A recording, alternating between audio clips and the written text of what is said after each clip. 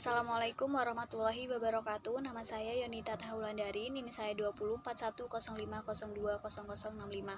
Saya dari kelas Ekonomi Syariah 2 angkatan 2020. Di sini saya akan mempresentasikan tentang perilaku produsen untuk memenuhi tugas ekonomi mikro Islam.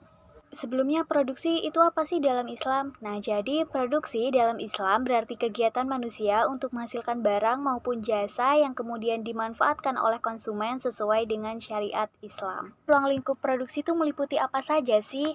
Nah, ruang lingkup produksi itu meliputi dari 3. Yang pertama, kegiatan produksi merupakan suatu kegiatan untuk menghasilkan atau menambah nilai guna barang maupun jasa untuk memenuhi kebutuhan konsumen.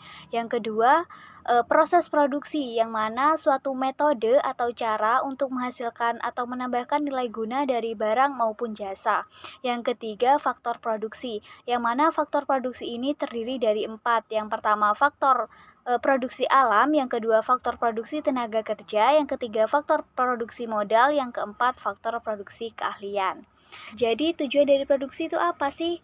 Nah, jadi tujuan dari produksi adalah menyediakan barang maupun jasa yang menyediakan maslahat maksimum bagi konsumen. Kemudian apa sih yang memotivasi dari produsen itu untuk terus berproduksi?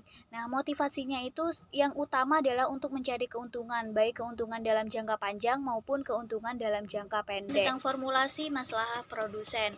Maslahat terdiri dari 2, yaitu berkah dan juga manfaat. Maslahah sama dengan keuntungan ditambah berkah. Nah, keuntungan itu dapat dari mana? Keuntungan berasal dari selisih dari pendapatan total dikurangi dengan biaya total. Sedangkan berkah berasal dari apabila produsen menerapkan prinsip dan juga nilai Islam dalam kegiatan produksinya.